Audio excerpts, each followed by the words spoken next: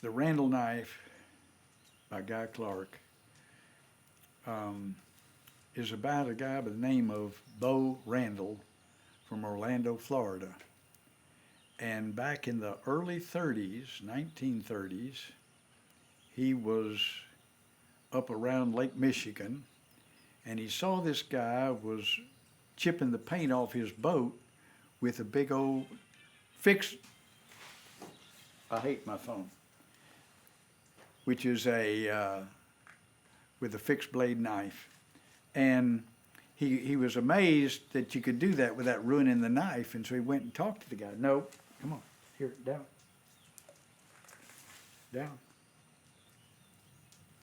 And so he was amazed, and he went to the guy and says, "What, are you going to ruin your knife?" He said, "No." He said, "This is the best knife ever been made." He says, "This knife was made by a guy named W. Bill Skagel." And Skagel was a blacksmith from the 1880s. And he made these knives, and he says, "I can open a can with it." He says, "I can chop wood with it. I can chip the paint off my boat.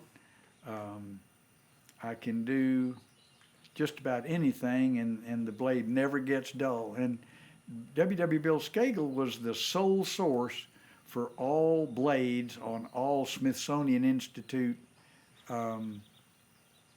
expeditions. They're just such a, if you had to buy that knife today, it would cost you $30,000, $40,000. And so Bo Randall said, "Well, I need that knife. I think I'd like to learn how to make a knife that is that good."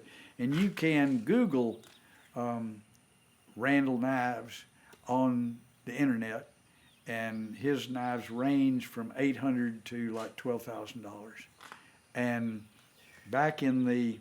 so he went back to Orlando, Florida, and he started making those knives. He actually talked to Bill Skagel to find out, well, what's the secret to making these so wonderful?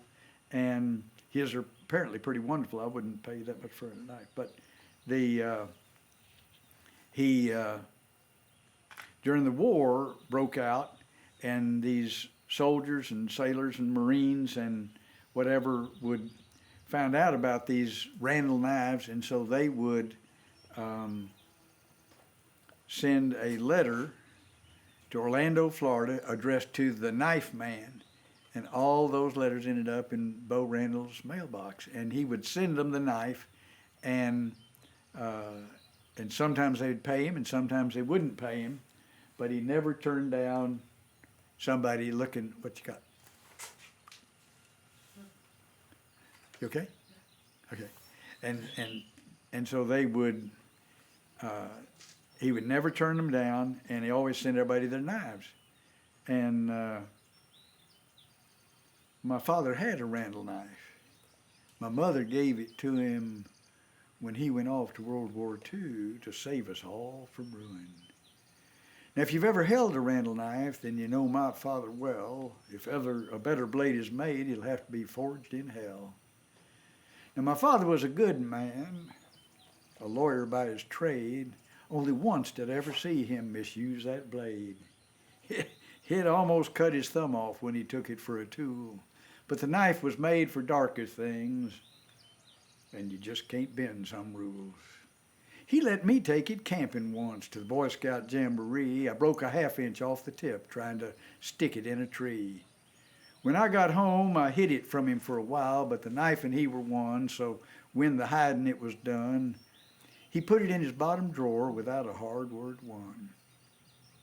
And there it slept, and there it stayed for 40-some-odd years, sort of like Excalibur, except waiting for a tear. Now, my dad died when I was 53, and I could not find a way to cry, not because I didn't love him, and not because he didn't try. I'd cried for every lesser thing, whiskey, pain, and beauty, but he deserved a better tear, and I was just not quite ready. So we took his ashes out to sea and poured them off the stern and threw all the roses in the wake of what we had learned. When we got back to the house, they asked me what I wanted. Not the law books, not the watch. I needed something that had haunted. Oh, my hand burned for that Randall knife, and there in that bottom drawer, I found a tear for my father's life and all that he stood for. Isn't that a nice